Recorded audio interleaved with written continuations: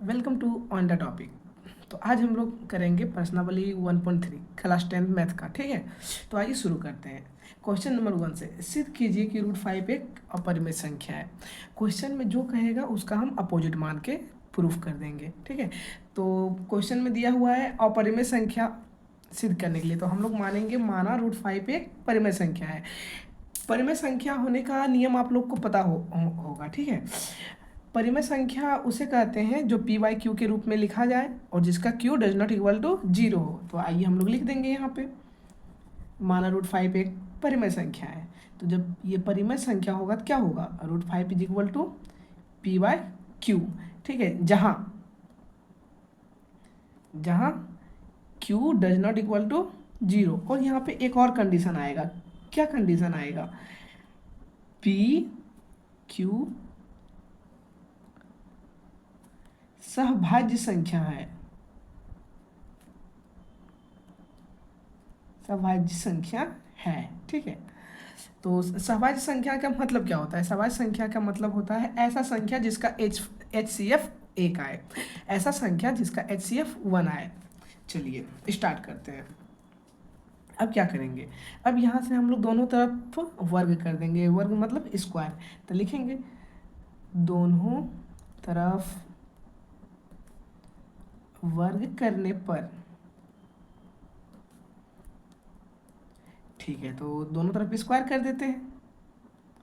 Root 5 का square is equal to P by Q का whole square. यहाँ पे स्क्वायर करने के बाद रूट 5 का स्क्वायर हो जाएगा 5, आप लोग को पता होगा रूट 5 का स्क्वायर 5, और यहाँ पे P square by Q square. ठीक है, अब देखिएगा इसके नीचे एक छिपा हुआ रहता है, आप सबको पता होगा, ये ऐसे गुना ये ऐसे गुना। ठीक है, 5 का गुना हो जाएगा क्यू स्क्वायर से और 1 का गुना पी स्क्वायर से। चलिए, तो यहाँ पे क्या हो जाएगा, 5 Q square is equal to P square. ठीक, क्या हो जाएगा, 5 Q square is equal to P square. तो यहाँ पे हम लोग देखेंगे कि ये पी स्क्वायर 5 से डिवाइड हो रहा है। आप लोग को पता होगा ये 5 इधर जाएगा तो ये डिवाइड में हो जाएगा। ठीक है, तो ये 5 से पी स्क्वायर डिवाइड हो रहा है, तो ऐसा होने पे हम लोग कह सकते हैं, क्या कहेंगे, यहाँ ऐसा होने पे हम लोग ये कह सकते हैं चूँकि पी स्क्वायर 5 से विभाजित हो रहा है। आपको पता होगा जब पी स्क्वायर 5 से विभाजित हो रहा है तो पी भी विभाजित होगा। ठीक है, तो इसलिए पी 5 से विभाजित होगा, पी 5 से विभाजित होगा। तो अब यहाँ पे हम लोग लिखेंगे माना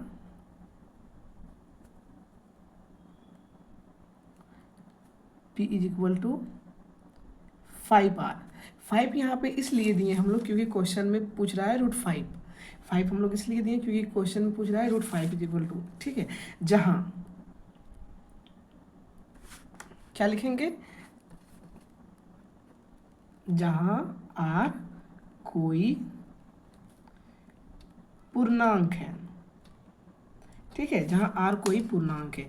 अब फिर जैसे हम लोग पहले क्वेश्चन किए थे उसी तरह हम लोग इसको भी करेंगे, दोनों तरफ वर्ग करने पर।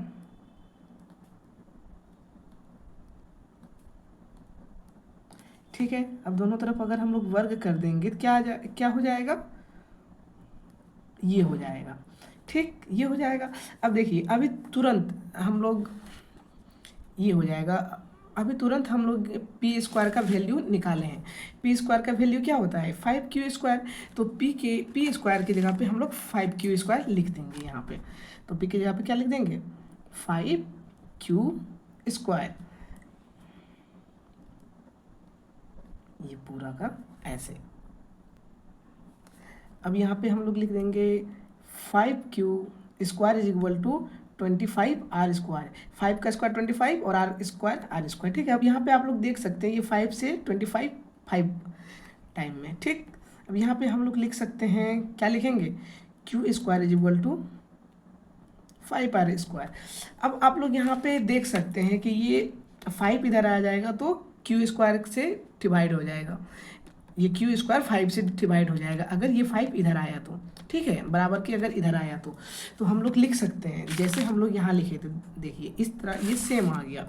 तो जैसे हम लोग पहले लिखे थे वैसे हम लोग फिर से लिखेंगे, क्या लिखेंगे, चूँकि क्यू स्क्वायर 5 से विभाजित हो रहा है, इसलिए क्यू 5 से विभाजित होगा, ठीक है। ये आप लोग समझ गए।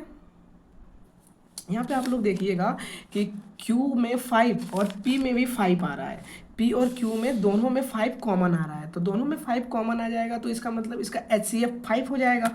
और मैं आपको पहले बताया हूँ, यहाँ पे देखिए हम लोग पहले ही लिखे थे P और Q सहभाज्य संख्या होना चाहिए। सहभाज्य संख्या का मतलब जिसका HCF 1 हो, यहाँ पे लिख देते हैं जिसका HCF 1 हो, तो इसका तो HCF 5 आ गया P और Q का। तो यहाँ पे हम लोग लिखेंगे, क्या लिखेंगे, यहाँ लिख देंगे हम लोग P और Q का उभयनिष्ठ 5 है, ठीक है। यह इसलिए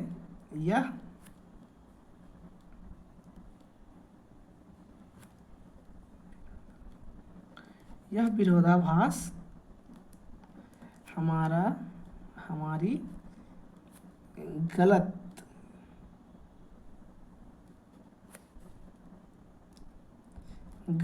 कल्पना के कारण हुआ है।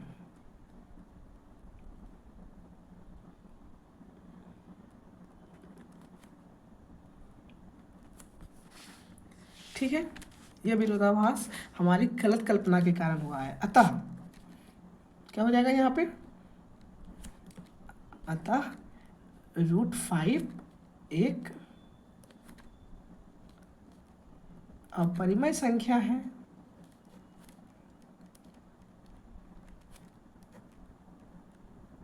√5 एक अपरिमेय संख्या है, ठीक है। उम्मीद करता हूँ यह क्वेश्चन आपको समझ आ गया होगा। अब आते हैं अगला क्वेश्चन पे। क्वेश्चन 2, सिद्ध कीजिए कि 3 + 2√5 एक अपरिमेय संख्या है। जो सिद्ध करने के लिए कहेगा हम लोग उसके अपोजिट मान लेंगे, ठीक है। तो आइए तो हम लोग लिखते हैं, माना कि 3 + 2√5 एक परिमेय संख्या है, ठीक है। यहाँ पे हम लोग लिख देंगे माना कि 3 + 2√5 एक परिमेय संख्या है। आपको पता होगा परिमेय संख्या का ये कंडीशन होता है कि परिमेय संख्या P/Q के बराबर होता है और Q does not equal to 0 जहाँ पे होता है, ठीक। तो यहाँ पे हम लोग लिखेंगे, क्या लिखेंगे, 3 + 2√5 इज इक्वल टू P/Q, जहाँ Q does not equal to 0 है। और फिर यहाँ आगे क्या होगा, ये 3 प्लस ये है 3 जो प्लस में है बराबर के इधर आएगा तो माइनस में हो जाएगा। आप लोग को यहाँ पता होगा अगर इसका हम लोग एलसीएम लिए, अगर इसका एलसीएम लिए तो यहाँ पे P आ जाएगा, इधर -3Q/Q, ये 2 इधर मल्टीप्लाई में है तो इधर भाग में आ जाएगा, डिवाइड में।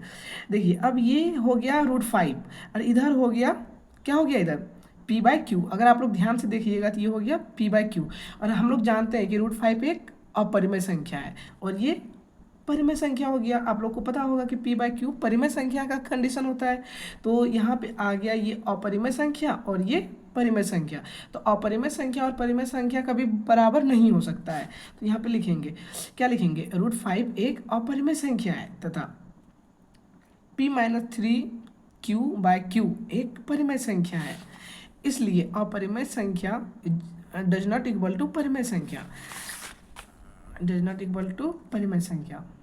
लेकिन यहाँ पे है परिमेय संख्या, तो ये परिमेय संख्या क्यों हुआ अपरिमेय संख्या के बराबर? ये अपरिमेय संख्या और परिमेय संख्या दोनों एक दूसरे के बराबर इसलिए हुआ क्योंकि हमने यहाँ पे गलत माना था परिमेय संख्या, तो इसलिए यह सिद्ध हो गया कि 3 + 2√5 एक अपरिमेय संख्या है। अब हम लोग आते हैं क्वेश्चन नंबर 3। क्वेश्चन नंबर 3 का 1 में है 1/√2। जैसा कि हम लोग करते आ रहे हैं, जो है उसके अपोजिट मानना है, तो इसको भी परिमेय संख्या मानेंगे। माना 1/√2 एक परिमेय संख्या है, ठीक है। तो अब 1/√2 = p/q, जहाँ q does not equal to 0 तथा p और q सवाई संख्या है। सेम सवाई संख्या का मतलब आपको बताया हूँ, जिसका HCF 1 हो, ऐसा जिसमें कि कोई भी गुणनखंड या गुणांक सामान्य नहीं ना हो, एक और खुद के एक के अलावा, खुद तो अलग है ही। तो देखिए यहाँ पे है 1/√2। अब ये 1/√2 इसको इधर मल्टीप्लाई करेंगे और इसको इधर मल्टीप्लाई करेंगे, ऐसे जैसे कि आप देख सकते हैं, ये इससे मल्टीप्लाई हो जाएगा और ये इससे मल्टीप्लाई हो जाएगा, ठीक। ये इससे मल्टीप्लाई होके यहाँ क्यों हो जाएगा, ये इससे मल्टीप्लाई होके ये यहाँ आ जाएगा, ये यहाँ आ जाएगा। तो यहाँ हम लोग नीचे लिखेंगे, तो हम लोग नीचे क्या लिखेंगे, हम लोग नीचे लिखेंगे q/p = √2। फिर देखिए यहाँ पे p/q परिमेय संख्या का कंडीशन होता है और √2 एक अपरिमेय संख्या है, तो फिर से यहाँ पे परिमेय संख्या अपरिमेय संख्या के बराबर आ गया। एक परिमेय संख्या एक अपरिमेय संख्या के बराबर आ गया, जो कि गलत है। तो यहाँ पे क्या लिखेंगे, हम जानते हैं कि √2 एक अपरिमेय संख्या है तथा p/q एक परिमेय संख्या है, और परिमेय संख्या डज नॉट इक्वल टू अपरिमेय संख्या। कभी भी परिमेय संख्या अपरिमेय संख्या के बराबर नहीं होता, लेकिन यहाँ पे आ गया है। तो क्यों आया है, क्योंकि हम लोग गलत माने हैं यहाँ पे विरोधाभास की वजह से। तो p/q = √2, यह विरोधाभास हमारे गलत कल्पना की वजह से हुआ है, ठीक। तो इसलिए 1/√2 एक क्या है, अपरिमेय संख्या है। अब हम लोग आते हैं क्वेश्चन नंबर 3 के 2। क्वेश्चन नंबर 3 के 2 में है 7√5। तो जैसा कि हम लोग करते आ रहे हैं, जो हम लोग को प्रूव करने कहेगा उसके अपोजिट हम लोग को मानना है। तो यहाँ पे माना 7√5 एक परिमेय संख्या है। माना 7√5 एक परिमेय संख्या है, तो हम लोग लिख सकते हैं 7√5 = p/q, जहाँ q does not equal to 0 है, जहाँ q does not equal to 0 तथा क्या है, p और q एक सवाई संख्या है। अब देखिए आगे,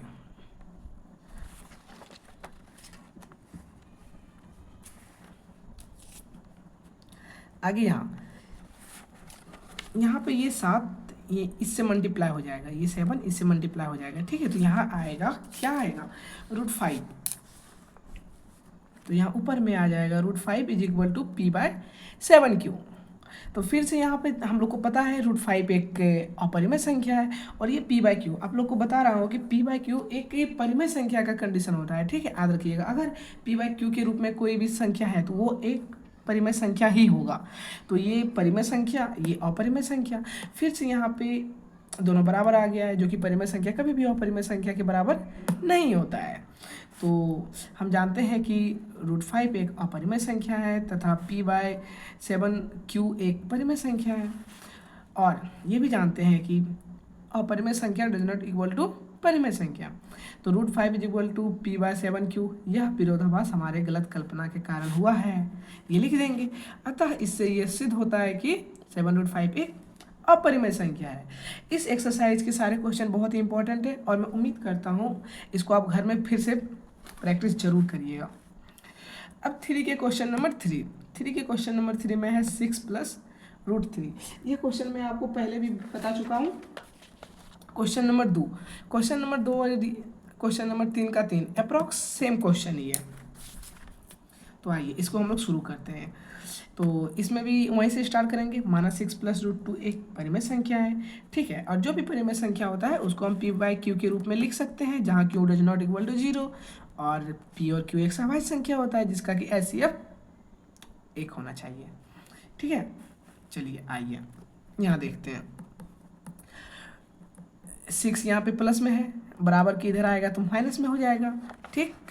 उसके बाद इधर फिर से आप लोग देखिएगा इसका अगर हम लोग लघुत्तम ले तो ऐसे लिखा जाएगा पी का पी 6p 6q/q। देखिए p/q ये यहाँ पे p/q के रूप में रिप्रेजेंट है, ठीक है। और ये √2 हम लोग जानते हैं √2 एक अपरिमेय संख्या है। यहाँ पे हम लोग जान रहे हैं कि √2 एक अपरिमेय संख्या है और p/q क्या है, परिमेय संख्या। इतना देर से मैं बता रहा हूँ, आप लोग तो सीख ही गए होंगे कि p/q क्या है, एक परिमेय संख्या। फिर से यहाँ पे दोनों बराबर हो गया है, तो दोनों तो बराबर होना नहीं चाहिए। तो अब हम क्या लिखेंगे, हम जानते हैं √2 एक अपरिमेय संख्या है तथा p-6q/q एक परिमेय संख्या है। इसलिए क्या हो जाएगा, अपरिमेय संख्या डज नॉट इक्वल टू परिमेय संख्या। √2 बराबर p-6q/q। यह विरोधाभास हमारे गलत कल्पना के कारण हुआ है, ठीक, क्योंकि ये ऐसा नहीं होना चाहिए, हम लोग गलत माने इसलिए ऐसा हुआ है। अतः 6 + √2 एक अपरिमेय संख्या है। तो ये प्रूफ हो गया है कि 6 + √2 एक अपरिमेय संख्या है। थैंक यू, मिलते हैं अगले लेक्चर में।